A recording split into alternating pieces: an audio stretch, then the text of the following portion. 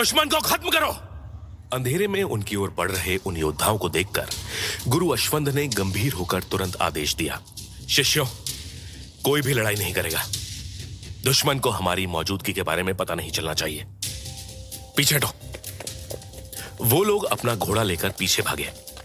व्योम द्वारका के साथ बढ़ा और उन लोगों को देखकर बोला, ये सब क्या है और ये लोग बिल्कुल सीधी रेखा में क्यों चल रहे हैं?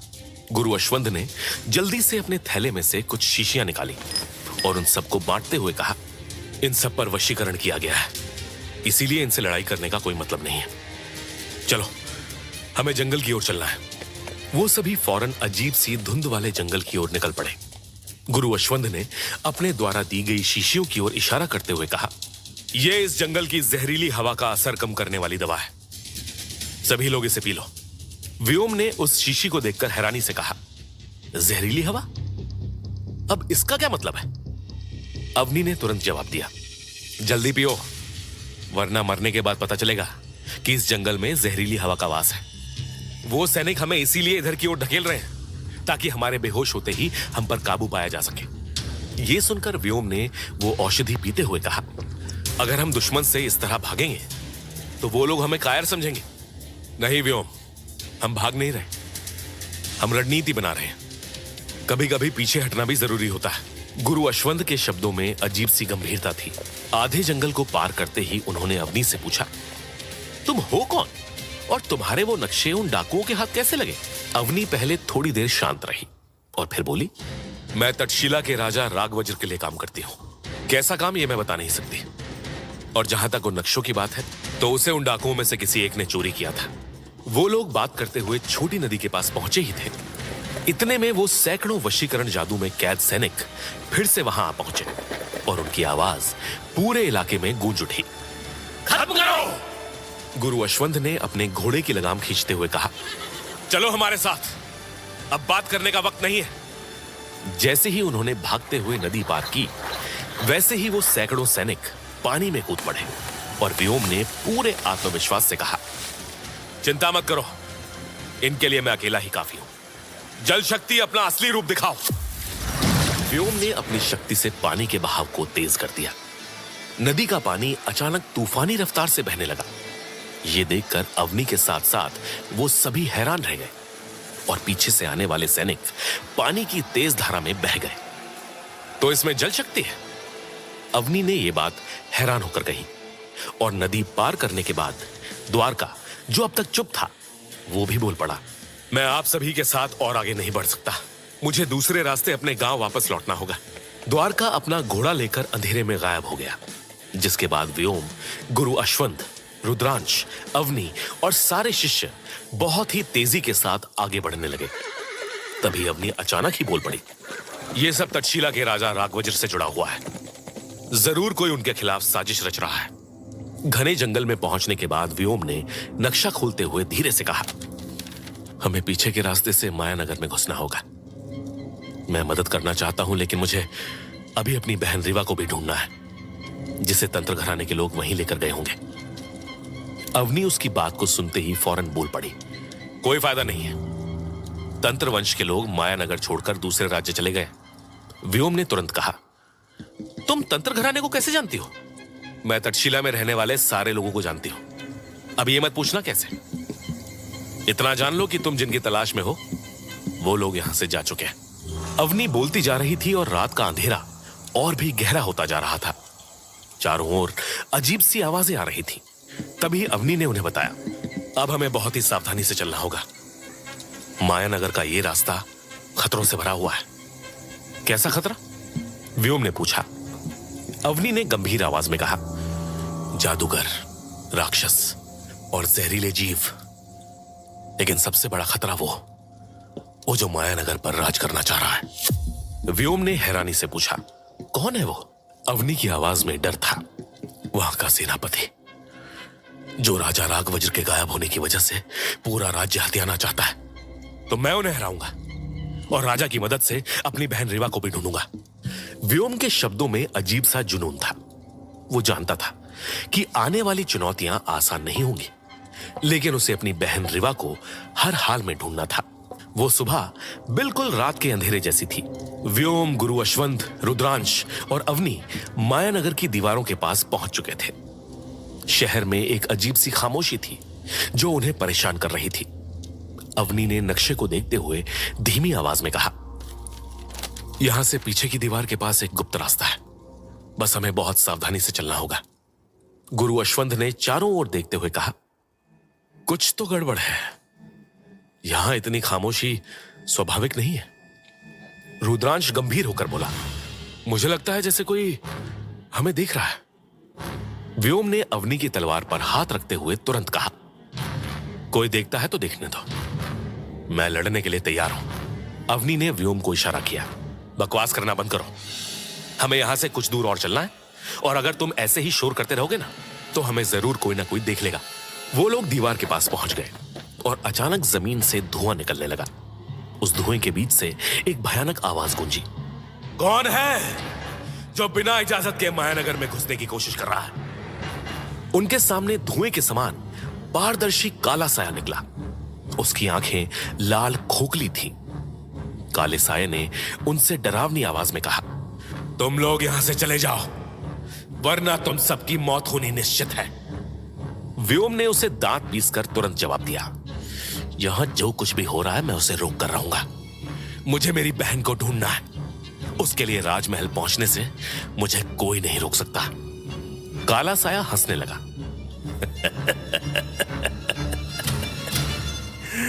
राजमहल, राजा राघवज्र भाग चुका है, आगे जाने का कोई मतलब नहीं है। बताओ राजा राघवज्र कहां है?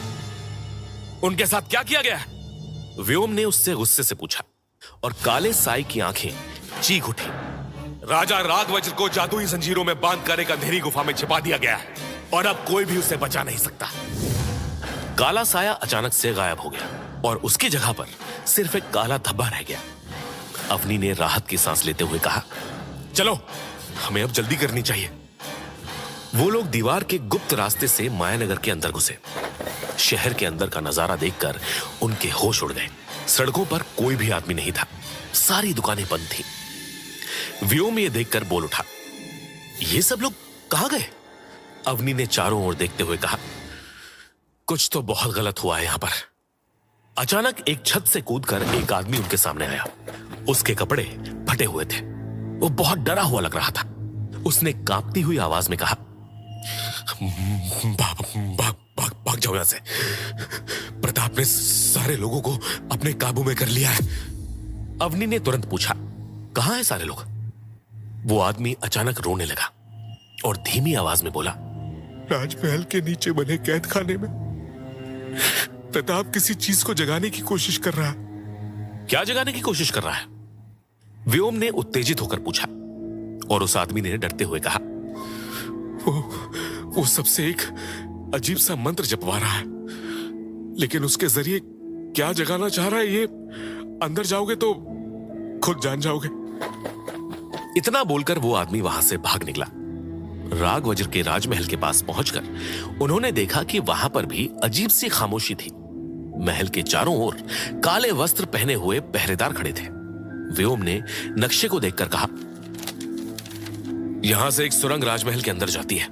गुरु अश्वंथ ने योजना बनाते हुए कहा, मुझे अपने शिष्यों के साथ अभी एक जरूरी काम से जाना होगा, जिसके बारे में मैं अभी बता नहीं सकता। व्योम और अवनी, तुम दोनों अंदर जाओगे। व्योम, तुम ये बात अच्छे से समझ लो कि इस चुनौती को पूरा करना ही मेरे शिष्य बनने का एकमात्र रास्ता है। व्योम और अवनी बहुत ही खामोशी के साथ उस सुरंग के अंदर घुसे। अंदर बहुत अंधेरा था। व्योम के हाथों से निकलने वाली नीली रोशनी ही उन्हें रास्ता दिखा रही थी। अवनी ने तीखी आवाज में कहा, कम से कम तुम्हारी शक्ति मशाल का काम तो कर रही है। व्योम ने भी हंसते हुए जवाब दिया, हाँ अगर बोलो तो तुम्हें भी जला सकता हूं। अवनी ने आंखें घुमाते हुए कहा, बकवास बंद करो और फिलहाल जिंदा रहने पे ध्यान दो। सुरंग के अंत में एक छोटा सा दरवाजा था। अवनी ने धीरे से दरवाजा खोला और दोनों राजमहल के मुख्य हॉल में पहुंच गए।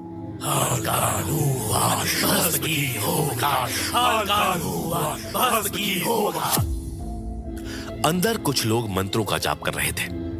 वहां एक विशाल सिंहासन था जिस पर एक खतरनाक दिखने वाला लंबा चौड़ा आदमी बैठा था। उसके चारों तरफ जादूगर बैठे थे। उन दोनों को देखते ही वो अचानक बोल उठा।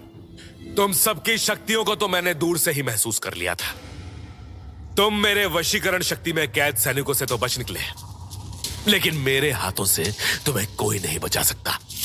व्योम ने उसकी बात सुनकर कड़क आवाज में कहा, राजा राघवज्र कहां है? उन्हें तुरंत आजाद करो। प्रताप की आंखें चमकने लगी। राजा राघवज्र? ढूंढ सको तो ढूंढ लो।